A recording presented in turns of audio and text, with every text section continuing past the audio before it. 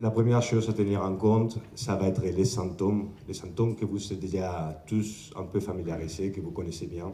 Donc la première chose, ça va être l'essoufflement qui va apparaître tout d'abord normalement à l'effort, mais qui puisse également s'installer au repos. Et donc on va voir qu'est-ce que nous pouvons faire nous pour agir sur cet essoufflement. Également, nous avons la fatigue présente dans la maladie qui va être quand même bien relationné avec cet essoufflement et l'intolérance à l'effort, donc la difficulté à faire un effort et surtout bien le tolérer. Ces symptômes propres de la HTP puissent être aggravés par la sédentarité, donc les modes de vie, qui certainement, bon, il y a une image qui est un peu représentative de l'extrême, mais j'aime bien parce que ça montre une réalité que c'est les écrans qui sont de plus en plus présents dans nos vies. On s'en sert beaucoup des ordinateurs, des portables. Et donc, en fait, tout ça pour vous dire qu'il y a plein d'autres activités que nous pouvons faire pour tenter de sortir un peu de la sédentarité. Également aussi, à tenir très en compte, c'est l'activité physique non adaptée. Car en fait, une activité physique non adaptée, la problématique, c'est que ça va nous mettre en échec. Ça va nous dire, je n'arrive plus à faire de l'activité physique et donc j'arrête. Et tout ça puisse nous amener vers une spirale qu'on verra tout à l'heure. Ce qu'on appelle une spirale de déconditionnement physique. Donc, ces symptômes peuvent être aggravés également par des symptômes psychologiques. Donc, l'anxiété et également la dépression. Et tout ça, ça va nous mener vers ces fameuses spirales que je pense que vous avez déjà tous entendu parler un peu. Donc, une spirale où nous allons trouver en premier lieu une dyspnée. Quand nous parlons de la dyspnée, nous parlons de l'essoufflement.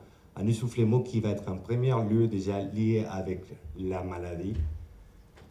Et une dyspnée ou un essoufflement qui va être accompagné également par l'anxiété. Donc ces deux-là, ils vont se renforcer de manière négative, ils vont nous mener vers une situation de sédentarisation, même vers la kinéséphobie, donc la peur à faire de mouvement, la peur de faire de mouvement pour se mettre en échec. Donc une perte de masse musculaire qui va créer ce qu'on appelle le déconditionnement musculaire, une anxiété qui va être aggravée, cette fois-là déjà par le déconditionnement musculaire, également un essoufflement qui va apparaître déjà en lien avec une perte musculaire. Sachez que même quand on parle des muscles, en fait, il ne faut pas oublier que la pompe respiratoire reste un muscle. Souvent, on parle de diaphragme. Et en fait, quand ce diaphragme se retrouve affaibli, en fait, ça va majorer, aggraver encore la sensation d'essoufflement. Tous ces symptômes puissent nous mener vers une dépression et finalement, ça va faire apparaître les corps-mobilité. Ça peut créer une aggravation de la qualité de vie et même une diminution de la durée de vie. Et en fait, qu'est-ce que nous pouvons faire, nous, justement, pour agir? Souvent, j'aime beaucoup cette image. En fait, c'est très représentatif parfois de la réalité. Donc, en fait, on va voir la traduction. C'est deux guichets. Un premier guichet où nous voyons le traitement et les chirurgies. Attention, c'est des outils vitaux, très importants à ne pas négliger. Mais il y a également une autre partie, et c'est les changements de vie, que c'est souvent un peu plus négligé. Et en fait, sachez que ce deuxième guichet, c'est le guichet qui nous permet d'être actifs vers la maladie. L'importance, en fait, c'est pas de choisir entre un guichet et l'autre, c'est vraiment en profiter justement les avantages de des guichets. Donc, avoir un soutien médicamenteux et chirurgical si nécessaire, mais également avoir une attitude active qui nous permet justement de casser cette spirale de déconditionnement physique que nous venons de voir. Alors, j'en ai mis ces petites échelles de bord que je pense qu'on est tous déjà un peu familiarisés, une échelle de bord qui nous permet de coter l'essoufflement. Souvent, nous, les kinésithérapeutes, nous allons l'utiliser quand on fait ce qu'on appelle un TM6, des démarches de 6 minutes. Ça nous permet, d'une manière subjective, d'évaluer l'essoufflement. On l'utilise également quand on est au repos et après de faire un effort pour évaluer justement l'intensité de cet effort. Et en fait, moi, mon expérience m'a montré que souvent, c'est difficile de ce côté. au niveau de l'essoufflement. Moi, les gens me disent, Jesus, je suis déjà essoufflé, vous me posez quand même la question maintenant, après d'avoir fait 6 minutes de marche, qu'est-ce que vous voulez que je vous dise? Je suis entre 7 et 9 et j'en sais rien. Et donc, en fait, ce que j'ai trouvé très bien sur cette petite échelle, c'est qu'on a rajouté les caractéristiques de la respiration. Donc en fait, ça permet d'avoir des petits mots-clés qui vont nous permettre de classer, de coter plus simplement notre essoufflement. Et à travers de ça, on peut également évaluer l'intensité de n'importe quelle activité. On pense souvent à une activité physique, mais sachez que n'importe quelle activité de la vie quotidienne, ça peut demander un effort. Et donc, grâce à ça, on peut quand même justement les coter et viser l'intensité qu'on considère modérée, qui ne va pas nous mettre en risque et qui va permettre une amélioration de la tolérance à l'effort. Donc en fait, si nous tentons de décortiquer un petit peu ces petites échelles que nous voyons ici, vous allez voir déjà 3 couleurs. De couleur bleue, une nuance de bleu qui va représenter vraiment les efforts à faible intensité. Couleur verte déjà pour une intensité moins jeune et difficile.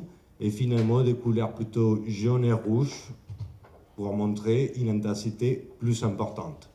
Ce qui est intéressant à tenir en compte, par exemple, c'est ces petits mots-clés, comme ça peut être l'effet de chanter. Par exemple, si nous voulons savoir à quel niveau nous sommes d'essoufflement quand nous faisons un effort, si nous arriverons encore, par exemple, à chanter, ça peut nous indiquer justement qu'on se retrouve encore en activité moyennement intense, donc entre les niveaux 3 et 4, qu'on est encore capable de chanter, également de parler, évidemment. Et c'est à partir du niveau 5, quand une activité commence à devenir difficile, que nous allons perdre la capacité de parler. On garde toujours la capacité de parler, non, de chanter. On garde toujours la capacité de parler, mais les souffles nous empêchent maintenant de pouvoir chanter. Et pareil déjà pour des niveaux supérieurs, par exemple le niveau 6, on garde encore la capacité de parler, mais on n'est plus capable de dire plus de 4 mots de suite en fait. Les phrases deviennent plus compliquées, mais par contre, on n'a pas encore ce qu'on appelle une respiration brugeante. C'est à partir de là qu'il faut vraiment faire attention, car les symptômes puissent devenir même douloureux et ils vont nous mettre en échec. En fait, la problématique, quand nous faisons des efforts qui nous mènent à ce niveau à partir de 7, en fait, comme ça va nous mettre en échec, ça va nous dire « je ne peux pas, j'arrête, je ne fais plus ». Et il faut juste peut-être diminuer l'intensité ou la durée de l'activité pour que ça soit bien adapté et ça nous permet quand même d'améliorer notre capacité de tolérance à l'effort. Donc en fait, justement, en gardant cette échelle que nous venons de voir, nous pouvons classer l'intensité de l'activité. Donc on peut parler d'une intensité légère, donc où l'essoufflement il est très léger, il y a peu d'essoufflement, il n'y a pas de transpiration. Et au niveau de l'échelle de bord, on va se retrouver entre un niveau 3 et 4. En intensité modérée, ça va être celle-là qu'on devrait cibler. Donc un essoufflement déjà qui devient modéré, mais rappelez-vous, on garde encore la capacité de parler, plus la capacité de chanter, mais par contre on arrive à parler. Donc en fait, si vous voulez, quand vous marchez tout simplement, vous pouvez vous dire, tiens, je vais viser à faire une intensité modérée au niveau de ma marche. Et si vous partez avec quelqu'un, ou même en étant solo, vous pouvez faire un appel téléphonique et vous pouvez dire, est-ce que j'arrive toujours à parler? Je n'ai pas une difficulté justement à enchaîner au moins 4 mots, donc voilà, donc je suis sûr d'être en intensité modérée. Et également éviter une intensité élevée où déjà l'essoufflement devient très marqué, la conversation est difficile ou même impossible et une transpiration très abondante, ce qui correspond à l'échelle au niveau de 7, 8, 9 et 10.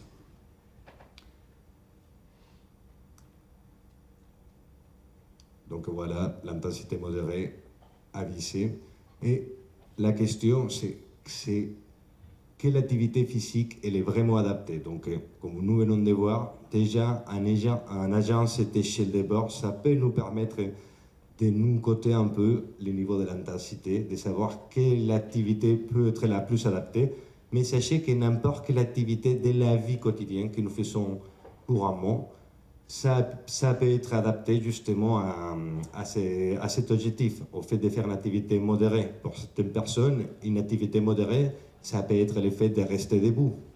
Donc en fait, déjà de changer la position si on est en phase d'exacerbation où on se trouve plus limité parce qu'on a eu une période d'alitement à l'hôpital et on n'a pas été élevé pendant un moment. Déjà, on peut commencer par là. On peut se dire, je vais tenter de changer ma posture. Je vais penser également à garder toujours ma capacité de parler pour me dire que l'activité n'est pas non plus très importante. Et j'ai tente de gagner dans la durée, justement, pour faire une dépense énergétique et pouvoir m'adapter mieux à l'effort. Et donc après, toutes sortes d'activités, comme ça peut être la marche, avec moins d'intensité, même les randonnées, les travails, les courses, sortir avec les animaux, la famille. Donc en fait, jardinage, si vous voulez, n'importe quelle activité, les ménages, des activités vraiment que nous pouvons trouver jour après jour dans notre vie. Et là, je vous propose un petit exercice, un petit jeu. En fait, vous allez voir, vous allez trouver une liste d'activités, différents types d'activités, des activités qui tout simplement vont nous sembler déjà vraiment plus compliquées que d'autres, parce qu'en fait, en effet, l'intensité de chaque activité n'est pas la même. Et en fait, je voudrais juste vous demander si est-ce que vous arriverez à vous dire, parmi toutes les activités que vous voyez ici, laquelle demande une dépense énergétique plus importante et laquelle demande une dépense énergétique moins importante. Vous voyez que les timings n'est pas les mêmes pour chaque activité.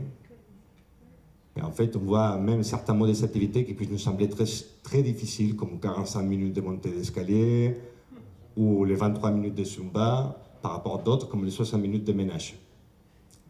Alors tout simplement pour répondre à ça, on a rajouté ce qu'on appelle des mètres. On parlera de ça tout à l'heure, mais sachez déjà que les mètres, c'est une unité qui nous permet de quantifier l'intensité d'une activité. Donc en fait, vous voyez bien, toutes ces activités, ils sont toujours à 3 mètres, et on a d'autres activités qui sont donc à plus d'intensité, parce qu'ils sont 8 mètres par exemple. Mais en tout cas, toutes les activités que vous voyez ici demandent la même dépense énergétique. Et pourquoi c'est intéressant de ça? Parce que parfois on se dit, moi en fait, voilà, je voudrais continuer à faire la natation, j'ai toujours fait de la natation, et en plus je sais que quand j'ai fait de la natation, si nous prenons l'exemple ici, j'ai fait une moyenne de 30 minutes, et donc voilà, ça me permettait de vraiment faire une dépense énergétique importante. Sachez qu'on peut peut-être garder ces dépenses énergétiques juste en cherchant d'autres activités qui nous demandent moins d'intensité. Ça peut être également à temps par 60 minutes de yoga. Donc en fait, ça peut permettre justement de garder toujours une activité physique conséquente et contrôlée, juste en changeant l'activité. Donc voilà, pour répondre un peu à la question de tout à l'heure, qu'est-ce que c'est un MET?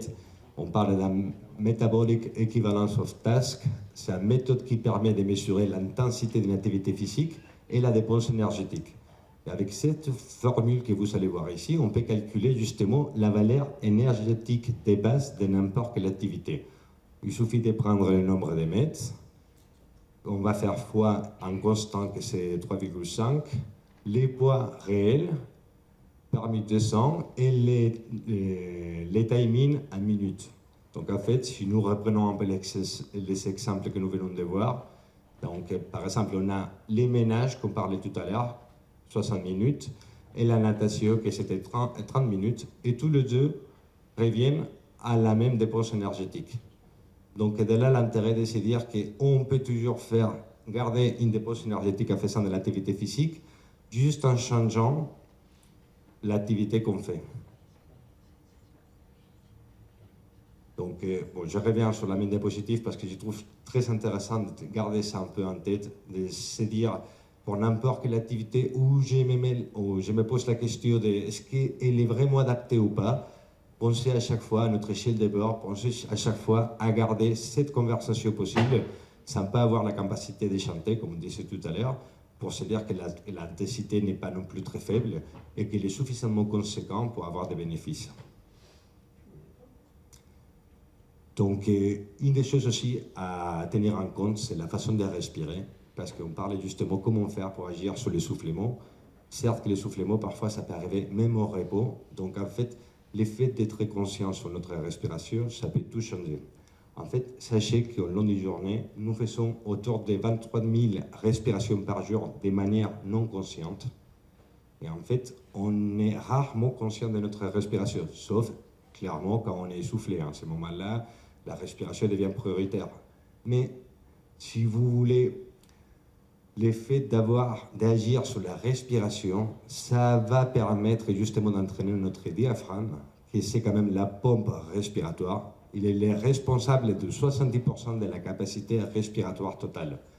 Et en fait, comme nous voyons ici dans cette image, quand nous faisons une inspiration, nous allons gagner du volume de manière tridimensionnelle. C'est-à-dire, en fait, le diaphragme qui est placé ici, comme si c'était une espèce de parapluie, va venir s'aplatir, va venir descendre pour pousser les ventres et permettre que les bases pulmonaires puissent récupérer du volume pulmonaire. Donc on va gagner ce qu'on appelle un diamètre longitudinal. Mais il y a également d'autres muscles, des intercostaux, qui vont faciliter gagner un diamètre transversal, et même d'autres muscles comme les escalènes qui vont nous permettre de gagner un diamètre qu'on appelle antéro-postérieur. Pourquoi c'est intéressant? Parce que ça nous permet, à nous les kinés, différencier 3 modes respiratoires. Et en fait, vous allez me dire, pourquoi c'est intéressant de différencier les 3 modes respiratoires? Parce que, en fait, on a tous plus ou moins une tendance à respirer d'une façon ou d'une autre. Donc, en fait, nous allons juste de manière pratique, on va déjà tester sur nous-mêmes pour pouvoir s'apercevoir quel mode respiratoire nous utilisons le plus. Donc, par exemple, si nous prenons la position qu'il a ces messieurs, donc vous gardez une main crâniale au niveau de la poitrine et une main caudale au niveau de votre ventre. Donc, on peut le faire déjà maintenant. Je vous demande de ne pas changer votre respiration, gardez la respiration comme elle est, et juste tenter d'être conscient quelle partie de votre corps se mobilise le plus. Est-ce que c'est votre ventre? Est-ce que c'est vos côtes? Parce qu'en fait, l'intérêt de tout ça, c'est déjà de réaliser la façon de respirer pour pouvoir agir sur la respiration. Si nous sommes conscients des différents modes respiratoires et surtout de la façon que nous utilisons pour respirer, nous allons pouvoir profiter de ces 3 modes de respiration lors, par exemple, d'une crise où nous sentons qu'il nous manque de l'essouffle. En fait, souvent, sachez que quand on se sent essoufflé, la première chose que nous allons tous faire, c'est couper la respiration abdominale. Je ne sais pas si vous avez déjà eu la sensation d'avoir ce qu'on appelle un nœud dans l'estomac, qu'on dirait qu'il ne rentre plus. Et en fait, comme je vous disais tout à l'heure dans la diapositive précédente, le diaphragme, il est responsable de 70% de la capacité pulmonaire totale. Alors imaginez-vous, si d'un coup, je ne respire plus avec mon ventre, il y a quel reste qui va s'en occuper pour garantir une bonne ventilation dans une situation où je ne suis pas confortable. Donc en fait, ces muscles qui sont peu habitués à respirer, ils vont finalement trop se fatiguer et ils vont nous mettre en échec plus simplement, plus rapidement que si nous arrivons à agir sur le diaphragme. Donc une autre posture à tenir en compte, en reprenant les 3 modes ventilatoires, ça va être celui-là, le monsieur qui se fait un câlin, qui va mettre ses mains au niveau de ses côtes inférieures. Et pareil, je vous invite à le faire parce que c'est une respiration qui souvent on oublie, qu'elle devrait être présente, mais peu de gens agissent sur elle. Donc tentez de sentir déjà si est-ce que vous-même vous mobilisez vos côtes inférieures. Et si ce n'est pas le cas, n'hésitez pas lors d'une expiration venir accompagner en faisant une légère pression sur les côtes, donc venir accompagner les côtes pour dégonfler et faciliter la mobilisation des côtes inférieures. Donc en fait, un exercice que nous pourrions faire par exemple, justement en profitant ces 3 modes respiratoires, ça va être venir les solliciter. Donc comme je vous disais tout d'abord, en mettant une main au niveau de votre ventre et une main au niveau de votre côte, vous allez déjà venir solliciter les 2 respirations. Tout d'abord, je vous demandais de juste vous dire laquelle elle était plus présente. Maintenant, tentez lors d'une inspiration de bien venir pousser contre vos 2 mains et lors d'une expiration, venir également accompagner pour dégonfler les côtes et le ventre. Et si vous voulez intégrer les 3 respirations, nous pouvons faire un exercice très simple, j'appelle ça l'effet rouge. Donc en fait, je l'appelle l'effet rouge parce que pareillement qu'un feu rouge, on va passer par les 3 niveaux. Et donc en fait, on peut tenter de débuter une inspiration en plus de manière physiologique, en commençant par le ventre. Donc on va tenter de bien gonfler le ventre tout d'abord. On passe par les côtes inférieures et on finit par les côtes supérieures. Et en expirant, au contraire, on dégonfle les côtes supérieures, on dégonfle les côtes inférieures et on dégonfle le ventre. Tout simplement, le fait de faire cet exercice lors d'une crise ou d'une manière quotidienne pour réaliser, pour s'entraîner, ça peut nous permettre de mieux gérer au moment qu'on est soufflé. En fait, si vous êtes capable, la prochaine fois que vous vous sentirez soufflé lors d'un effort, posez-vous la question, dites-vous, comme je respire actuellement, est-ce que c'est la même respiration que j'ai pu sentir tout à l'heure? Est-ce que je garde cette respiration avec le ventre? Il n'est plus là, c'est pas grave. Maintenant, je sais que je peux agir sur la respiration et je viens accompagner avec mes mains. Et du moment que je commence déjà à mieux solliciter la respiration abdomino-diaphragmatique, je peux également venir solliciter les autres 2 respirations afin de diminuer l'effort.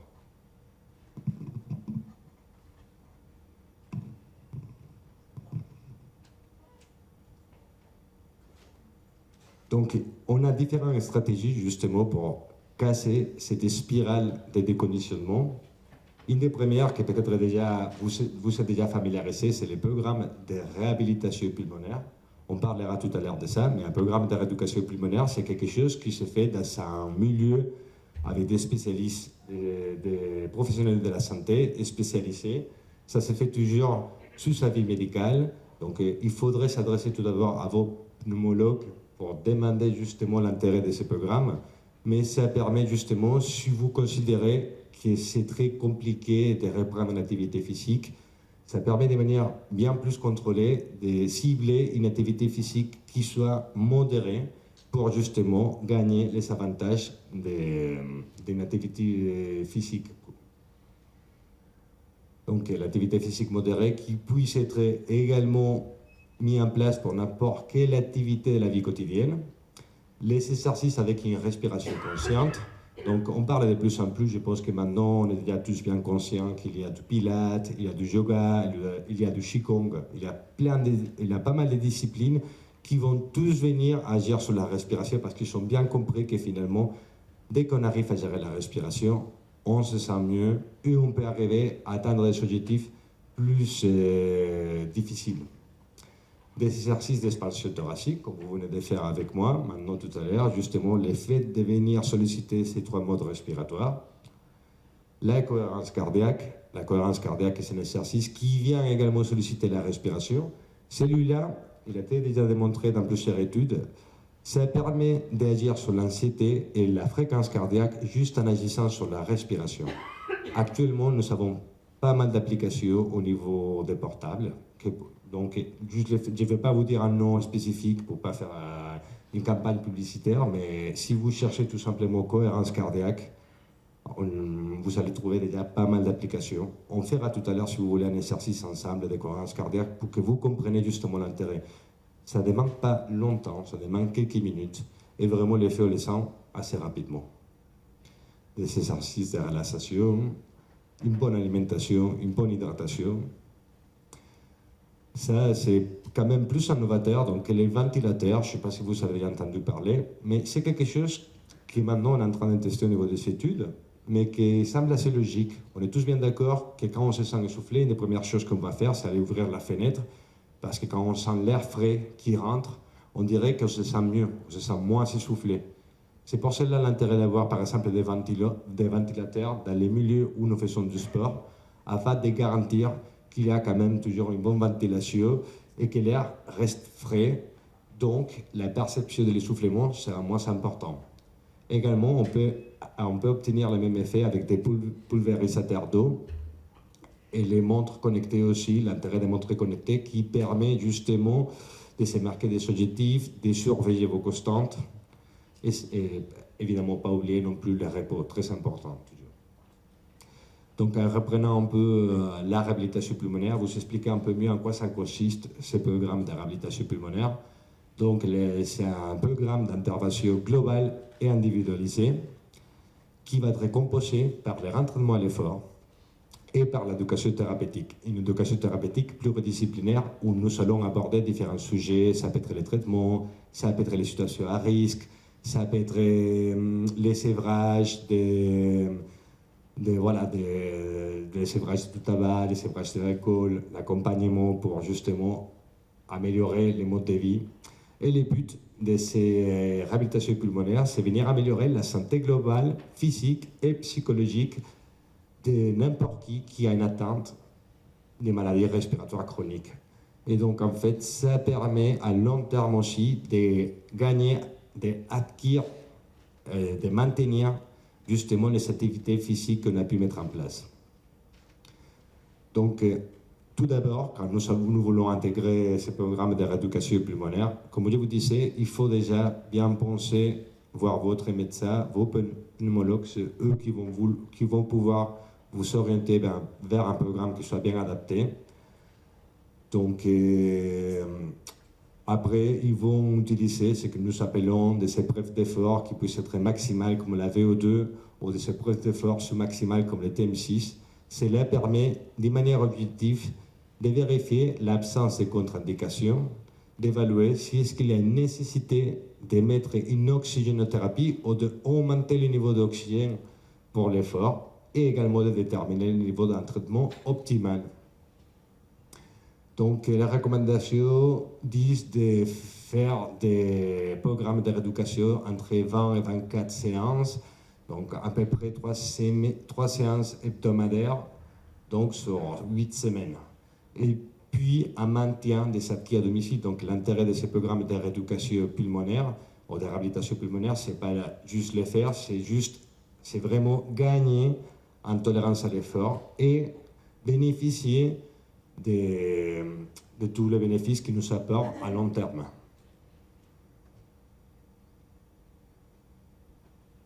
Donc, dans la séance en pratique, on va voir 4 phases. Une première phase d'échauffement où nous allons justement déjà préparer les muscles,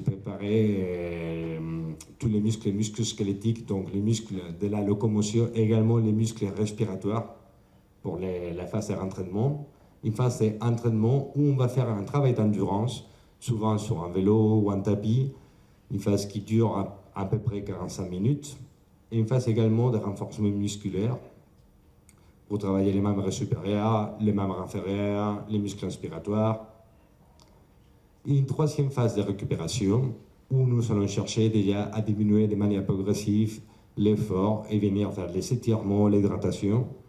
Et une phase également de relaxation où nous pouvons mettre en place des exercices de méditation, des exercices de respiration, la cohérence cardiaque.